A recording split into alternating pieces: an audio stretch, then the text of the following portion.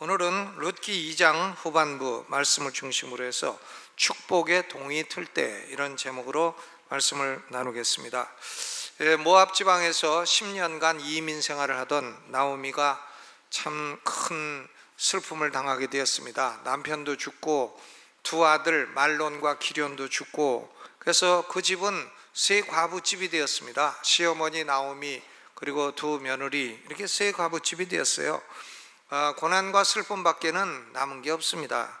해서 모압 지방에서 10여 년 타향살을 하다가 나오미가 결심을 합니다. 나는 여호와의 날개 아래로 피하여야 되겠다.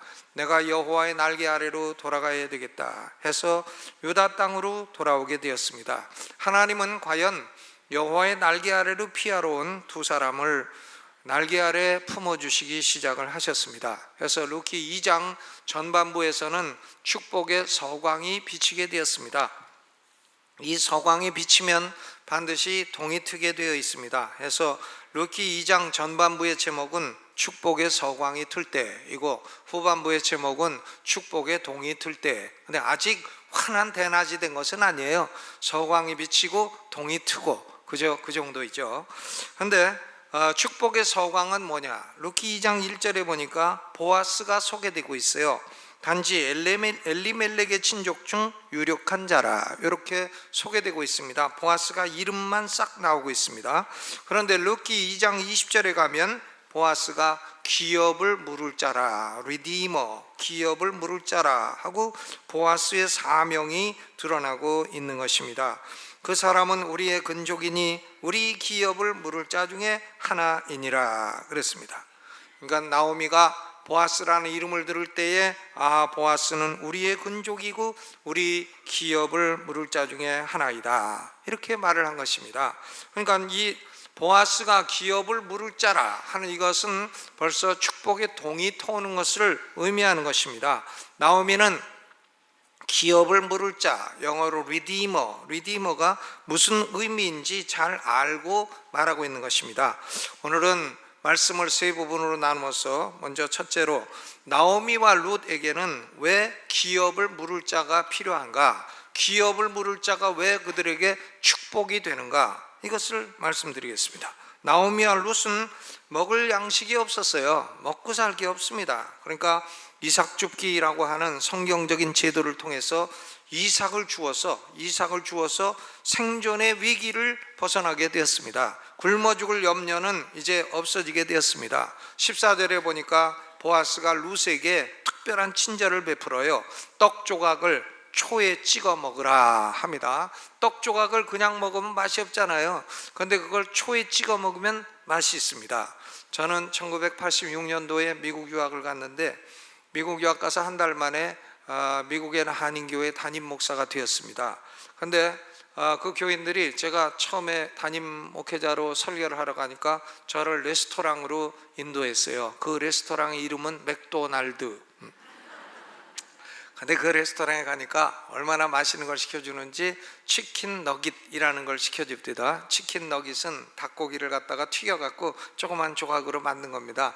근데 그걸 그냥 먹는 게 아니라 소스에다 찍어 먹어요. 근데 그 소스가 얼마나 새콤하고 달콤하고 맛있는지, 세상에다 머리털 나고 그렇게 맛있는 소스는 처음 먹어봤어요. 그래서 이 이름이 뭐냐 하니까 sweet and sour, 달콤하고 새콤하다 해서 그 소스의 이름이 sweet and sour라고 가르쳐 주었습니다. 여러분, 그러니까 닭고기를 먹어도 혹은 뭐 떡을 먹어도 이렇게 맛있는 소스에 딱 찍어 먹으면 얼마나 맛있어요.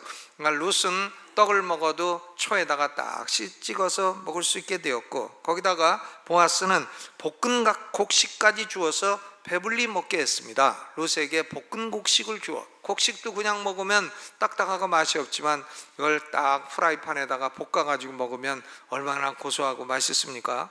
그러니까 이제 초에다가 떡도 찍어 먹고 볶은 곡식까지 얻어 먹고, 그리고 15절 16절에 보니까 보아스가 추수하는 소년들에게 명하기를, 너희들은 곡식을 추수할 때 일부러 좀 많이 흘려라, 일부러 많이 흘려서 룻이 많이 주워갈 수 있게 해라 그랬습니다. 그래서 17절에 룻이 저녁까지 곡식을 줍고 그 죽은 것을 다 탈곡을 해보니까 보리가 한 에바쯤 되었더라 그랬어요. 한 에바라고 하는 것은 22리터나 되는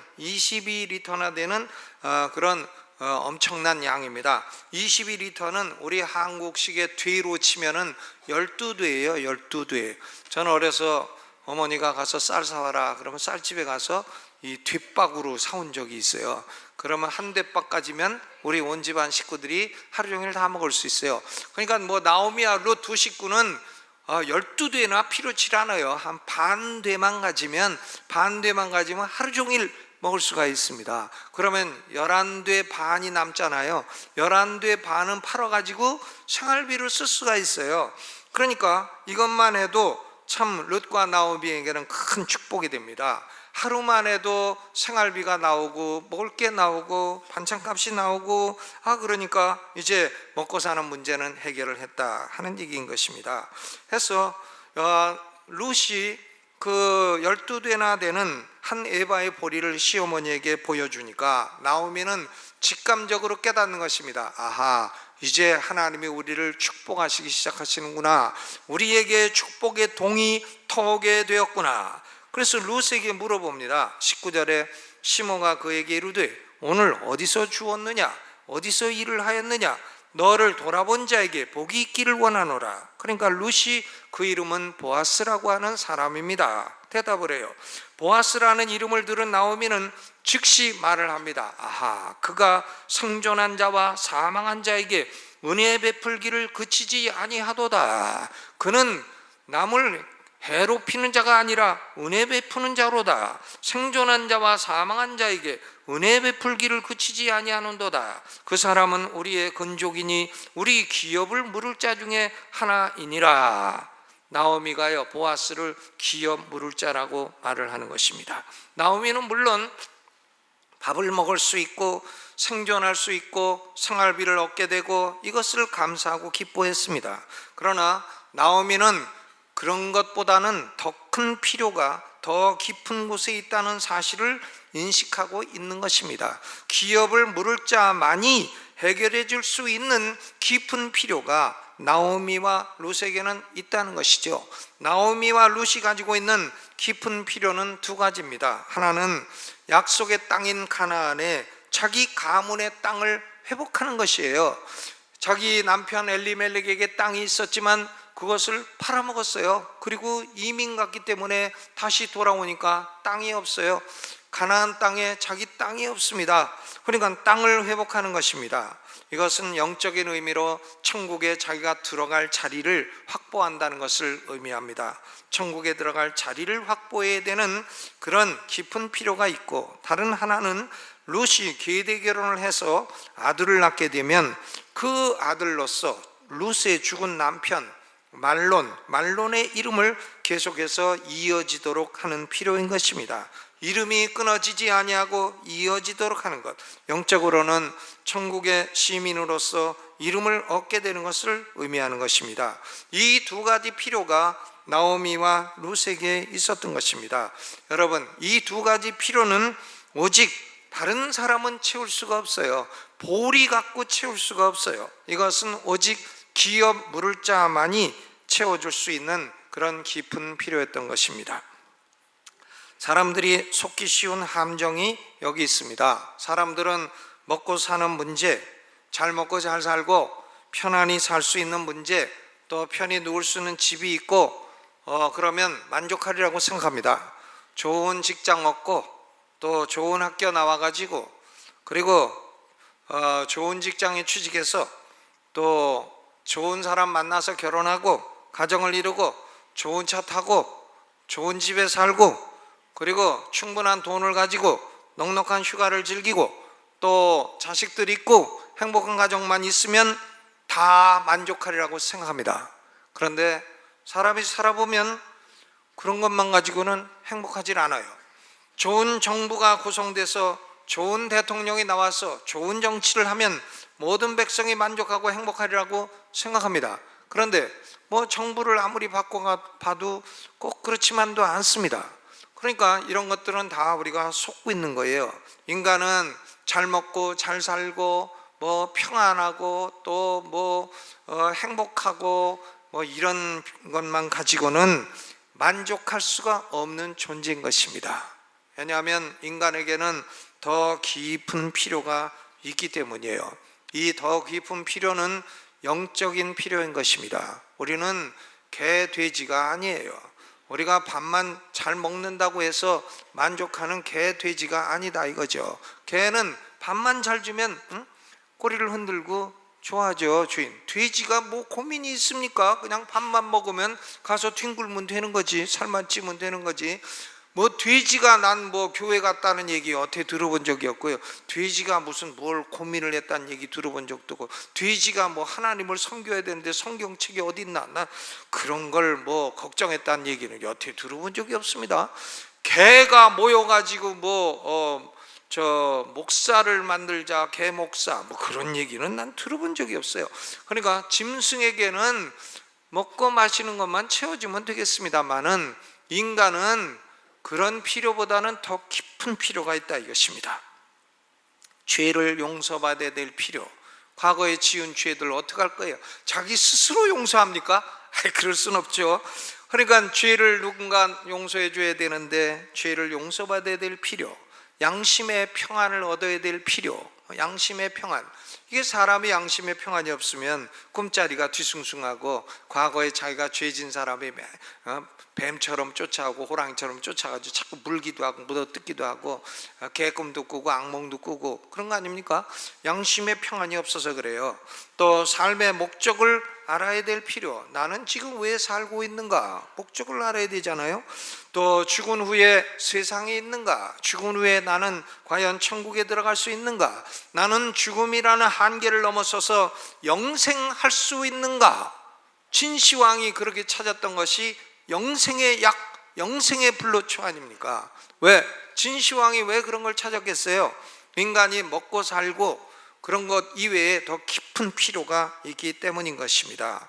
여러분, 보이는 세계를 창조하시고 주관하시는 보이지 아니하는 하나님을 알아야 될 필요, 이런 필요들은 영적인 필요이고요, 이런 필요들은 돈이나 집이나 직장으로 해결될 수 있는 필요가 아닌 것입니다. 사람에게 돈 잔뜩 주고 이거나 먹고 떨어져라 그런다고 되는 게 아닙니다. 사람은 그런 그 돈만 갖고 먹는다고 그걸로 모든 필요가 다 채워지는 것은 아닙니다. 사람에게는 영적인 필요가 채워져야 될 깊은 필요가 있는 것입니다. 여러분, 이런 필요들은 오직 누구만 채울 수 있나? 구약의 용어로는 기업 물을 자, 신약의 용어로는 구속자, 영어로는 똑같아요. 리디머인데 구약에서는 룻기에서는 기업 물을 자라고 번역했고 신약에서는 구속자라고 번역을 했습니다. 그러면 기업 물을 자는 이 룻기에서는 누군가? 보아스이고요. 보아스는 누구를 예표하는 건가? 하나님의 아들이신 예수 그리스도를 예표하고 있는 것입니다. 여러분, 예수님만이 인간의 깊은 영적인 필요를 채워줄 수가 있는 구속자이신 것입니다. 현대인들은 요한계시록 3장 17절에서 주님이 라오디게아 교회에게 하신 말씀을 주의에 들어야 됩니다. 내가 말하기를 나는 부자라 부유하여 부족한 것이 없다 하나, 나는 부자라 부족한 게 없다 하나 내 곤고한 것과 가련한 것과 가난한 것과 눈먼 것과 벌거벗은 것을 알지 못하도다 그랬어요. 알지 못하도다. 돈과 음식으로는 영적인 깊은 필요는 전혀 채워지지 않는다는 것입니다. 오직 구속자이신 예수 그리스도만이 인간이 가지고 있는 깊은 영적인 필요를 채워주실 수 있는 유일한 구속자이신 것입니다. 저는 지금까지 살아오면서 나의 영적인 필요를 채워주는 다른 구속자를 알지 못해요. 다른 구속자가 있다고 하는 소리를 들어본 적도 없어요. 나는 공자님, 맹자님을 존경해요. 그분들이 얼마나 머리가 좋은 분이면 그렇게 한자로 그렇게 어려운 책, 좋은 책들을 많이 썼나, 참 존경스럽다 생각을 합니다만은 그분이 나의 영적인 필요를 채워주는 데는 0.00001%도 자격이 없어요. 나는 시달타 고다마라고 하는 그 부처님이 되신 그분, 그분을 존경해요. 인간이 생로병사라고 하는 이 문제를 갖고 있는데 이걸 자기가 해결해 보겠다고 그런 사람이 얼마나 대단해요. 존경합니다. 존경하지만 그러나 그분이 인간의 깊은 필요를 해결해 줬다 하는 소식은 여태 들어보지 못했어요. 그분은 나의 깊은 영적인 필요를 조금도 해결해 주지 못합니다. 또 이슬람을 세운 분, 그분이 내 필요를 채워주나 영적인 필요를 채워주나 어림도 없어요. 오로지 사람이 가지고 있는 깊은 영적인 필요를 채워줄 수 있는 분은 예수, 우리의 구속자이신 예수 한 분밖에는 없는 줄로 믿습니다. 저는 그렇습니다. 구속자는 오로지 예수 그리스도 한 분이에요. 그러면 나오미와 룻에게 기업 물을 자는 어떤 일을 하는 존재인가? 기업 물을 자는 어떤 일을 하나?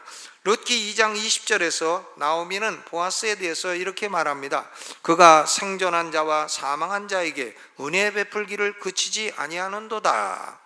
나오미가 또 그에게 이르되 그 사람은 우리의 건족이니 우리 기업을 물을 자 중에 하나이니라 그랬어요. 생존한 자에게 은혜를 베풀 수는 있어도 어떻게 사망한 자에까지 은혜를 베푼다고 말할 수가 있나? 기업을 물을 자가 하는 일은 사망한 자의 이름을 회복해주는, 사망한 자의 땅을 회복해주는 그런 책임이 포함되어 있기 때문인 것입니다. 그러니까 기업 물을 자는 사망한 자에게까지 은혜를 베풀어 줍니다. 이 기업 물을 자는 아무나 될 수 있는 것이 아닙니다. 오로지 친척만 될 수 있어요. 보아스에 관해서 룻기 2장 1절은 남편 엘리멜렉의 친족이라 이렇게 말을 했고, 룻기 2장 3절도 엘리멜렉의 친족 보아스라 했고, 룻기 2장 20절도 그 사람은 우리의 근족이라 그랬습니다. 오직 친족만이 기업 물을 자가 될 수 있습니다. 그렇기 때문에 리디머, 기업 물을 자를 kinsman redeemer라고 부릅니다. kinsman redeemer. 여러분, 사이다가 칠성 사이다도 있고 킨 사이다도 있잖아요. 킨 사이다, 그렇죠? 칠성 사이다, 슈비슈가 칠성 사이다. 이게 칠성 사이다. 저 어려서 칠성 사이다 너무 좋아했어요. 그래서 소풍 갈 때만 되면 우리 어머니가 구멍가게를 했는데 뭐 줄까? 그러면 칠성 사이다 달라 그랬어요. 근데 칠성 사이다 다음에 나온 사이다가 킨 사이다. 맛도 좋지만 병 모양도 아름답네요 했던 킨 사이다. 이게 병 모양이 좀 독특하게 생긴 그런 킨 사이다예요. 킨이 뭐냐? 이게 친척이란 말이죠. relative, 친척입니다. 그런데 친척 중에 여자도 있고 남자도 있으니까 친척 중에 남자를 kinsman이라고 부르는 것입니다. 그러니까 기업 물을 자는 남자가 되는 거고요, 친척이 되는 거고, kinsman redeemer, 친족 중에 기업 물을 자라고 불리우게 되는 것입니다. 그러니까 기업 물을 수 있는 순위도요, 가장 가까운 친척이 1순위가 되고 두 번째 가까운 사람이 2순위, 3순위 이렇게 나가는 겁니다. 이 보아스는 1순위 기업 물을 자가 아니고 2순위 기업 물을 자였습니다. 그러니까 1순위자가 기업 물을 자의 책임을 포기하게 되면 2순위자가 기업 물을 자가 되는 것입니다. 이 기업 물을 자라고 하는 이 단어는 구약 성경의 히브리어로는 고엘이라고 불리웁니다. 아주 의미가 풍성한 단어예요.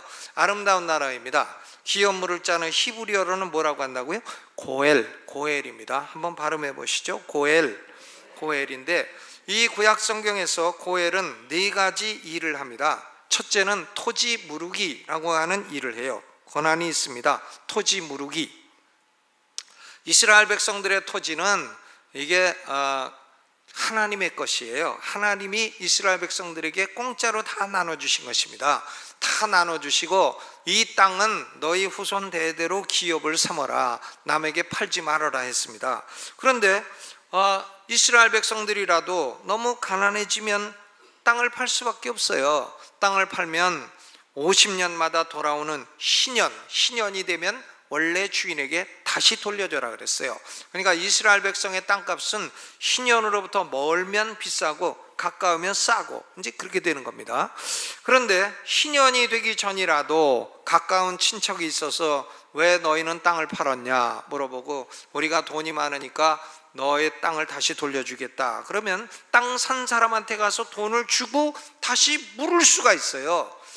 우리가 사람이 물건을 파고 물러달라 그러면 안 된다 그럴 수도 있지만 이 토지만큼은 안 된다고 할 수가 없어요. 친척이 돈을 갖고 와서 돈을 주고 땅 도로 달라 그러면 도로 줘야 돼요.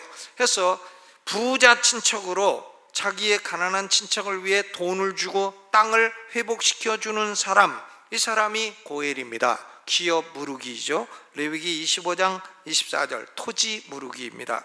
두 번째로는 이 고엘은 하나님의 백성들이 원래 누구 종이 아닙니다. 하나님의 종이죠. 그런데 너무 가난해 가지고 사람의 종이 될 수도 있어요. 땅도 팔고 이제는 더 이상 팔 것도 없고 너무 가난해서 이제는 내가 가진 거라고는 내 몸밖에 없고 내 몸을 노예로 팔 수밖에 없다, 이런 경우가 될 수도 있습니다. 그러면 이스라엘 백성들은 자기 동족을 노예로 쓸 때에는 안식년 제7년이 되면 풀어줘야 돼요. 7년 이상으로 막 데리고 있을 수가 없어요. 7년 되면 노예에서 풀어줘라 하는 거죠.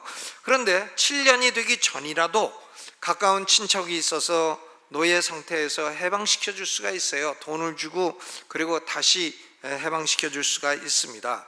이때 돈을 주고 노예에서 해방시켜 주는 사람을 고엘이라고 부릅니다. 레위기 25장 47절로 48절입니다. 세 번째로 고엘은 계대 결혼을 할 수 있는 사람이에요. 레비레이트 메리지, 계대 결혼. 그러니까 형님이 결혼을 해서 살다가 아들을 낳지 않고 죽었다. 그러면 아우 중에 결혼 안 한 사람이 그 형수와 결혼을 해야 돼요. 형수와 결혼을 해서 첫 아들을 낳게 되면 죽은 형님의 아들로 이름을 계속 이어줘야 돼요. 그리고 죽은 형님의 땅도 그 아들에게 주어야 됩니다. 이것이 소위 계대 결혼이에요. 이렇게 죽은 형님의 형수와 결혼을 해서 죽은 형님에게 아들을 낳아주고 형님의 이름이 계속되도록 하는 사람을 가리켜 고엘이라고 부르는 것입니다. 신명기 25장 5절로 10절에 기록이 되어 있습니다. 그런데요, 아우가 나는 연애하는 여자가 있고 내가 결혼하려고 하는 여자가 있는데 내가 왜 형수하고 하필이면 결혼을 해야 되나? 아니 형님하고 살던 여자하고 내가 왜 결혼을 해야 되나? 난 안 한다, 그럴 수 있잖아요. 그러면 그 기업 물을 계대 결혼의 순위가 다음 사람에게 넘어가게 되고, 기업 물을 자의 책임을 다하지 않은 사람은 신발에서 신을 벗겨요. 너는 신발 신고 살 자격도 없는 놈이다. 그래서 발에서 신을 벗기고 얼굴 대라 이래가지고 친척들이 다 그 얼굴에다 침을 뱉어요. 얼굴에다가 침을 확 뱉어.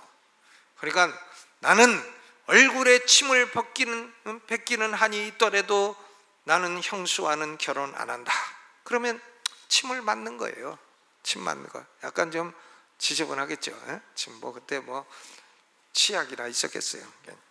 얼굴에 침을 뱉음을 당하고 수치를 당하고 그리고 기업 물을 자의 책임을 면하게 되는 것입니다. 그리고 그 집은 신을 벗기운 자의 집이라 계속해서 사람들이 손가락질하는 그런 집이 되는 것입니다.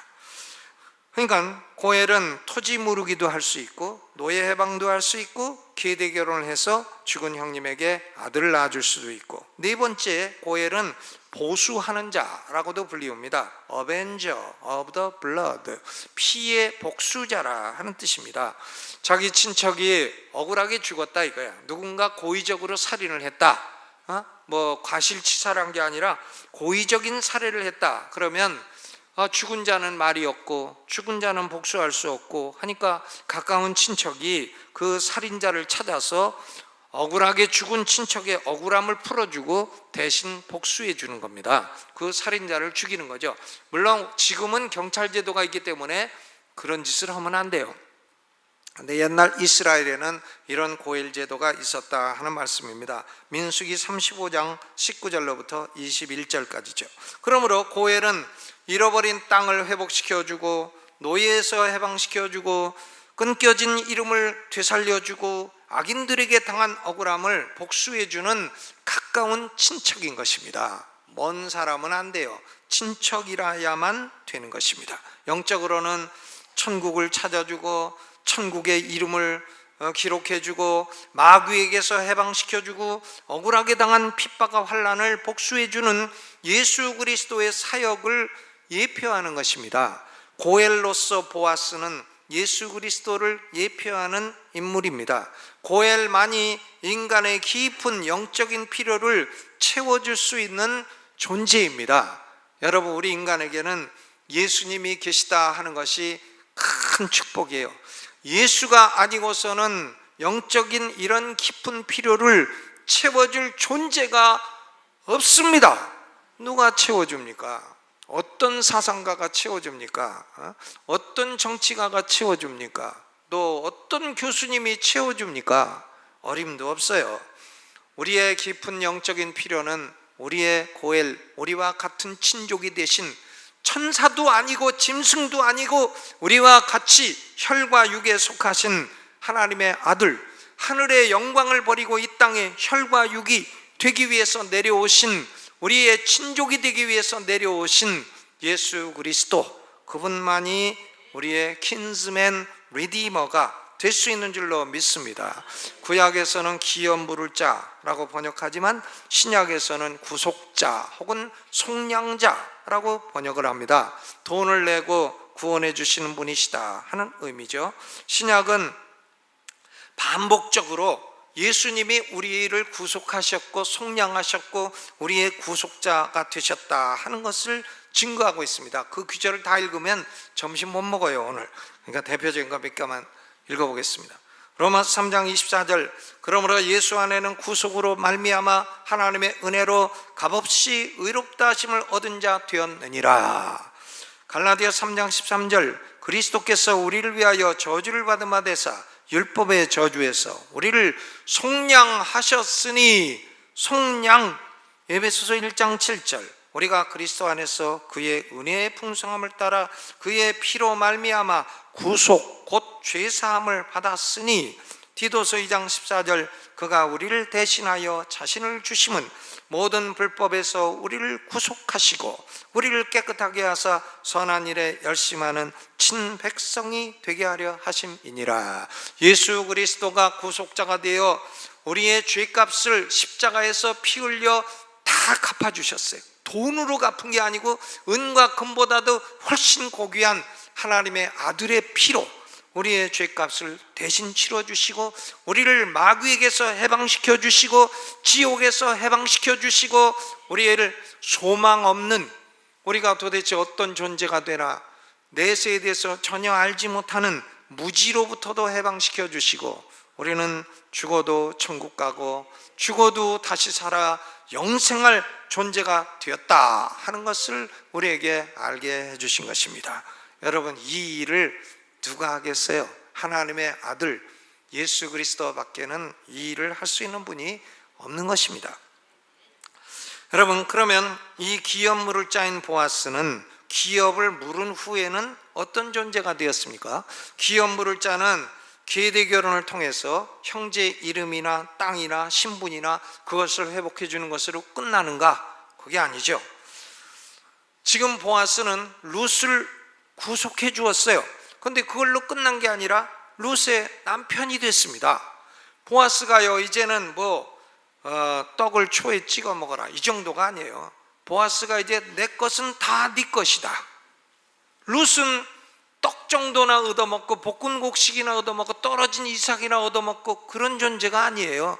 이제는 보아스가 자기 남편이에요. 남편 것은 내 것이고 내 것도 내 것이다. 그렇게 되는 거죠. 보아스가 신랑이 되었습니다. 신랑이 되어서 룻을 계속 돌보아주고 룻에게 자녀를 낳아주고 그리고 계속해서 사랑해 줄 뿐만 아니라 보아스는 인격적으로도 모든 그리스도인들이, 모든 하나님의 백성들이 닮아야 될 모범이 되는 그런 존재가 된 것입니다. 여러분, 구약의 하나님은요, 애굽에서 자기 백성을 구원해내서 홍해를 가르고 딱 건져냈다, 그걸로 끝나는 게 아니죠. 광야에서 계속 돌보아주고 계속 먹을 것도 주고 마실 것도 주고, 그리고 옷도 해지지 않게 해서 신발도 해지지 않게 하고. 저는 지금 제일 궁금한 게 있어요. 천국 가면 제일 물어볼 게 모세한테 그때 발도 크는데 신발도 같이 컸나? 나 그거 제일 궁금해. 아니면 서로 바꿔 신었나? 아주 제일 궁금한 게 그거예요. 뭐 바꿔 신을 수도 있고 옷도 바꿔 입을 수도 있겠지만 사람이 몸이 커가면은 애들 때 입은 옷 그냥 같이 컸나? 난 그거 기록이 안 돼 갖고 지금 묻고 싶어요. 계속 돌보아 주시고 계속 사랑해 주시고 가나안 땅에 가서도 계속 돌보시고 계속 돌보시고, 하나님은 특별히 약한 사람, 그리고 눌린 사람, 억울한 사람, 이런 사람들을 불쌍히 여기고 돌보아 주시는 하나님이신 줄로 믿습니다. 이 보아스가요 하나님의 성품을 닮은 사람이 되었습니다. 그런 면에서도 예수 그리스도의 예표가 되었습니다. 여러분, 우리 성도들은 구속자이신 예수님으로부터 계속 사랑을 받고 사는 겁니다. 지금도요 사랑을 받고 살아요. 우리는 외롭다고 말하지 말아야 돼요. 고독합니다 이런 말 쓰면 안 돼요. 왜? 우리에게 신랑이 있기 때문이죠. 육신의 신랑이 아니라 영적인 신랑이신 예수님이 하늘과 땅의 모든 권세를 주신 그분이 우리의 신랑이기 때문에 우리는 외롭지 않아요. 한번 같이 해보시죠. 나는 외롭지 않다. 나의 신랑이 계시다. 아멘. 예, 그분이요 계속 돌보아 주셔. 계속 돌보아 주시고, 우리는 누구를 닮아야 되나? 신랑을 닮아야 돼. 신랑을.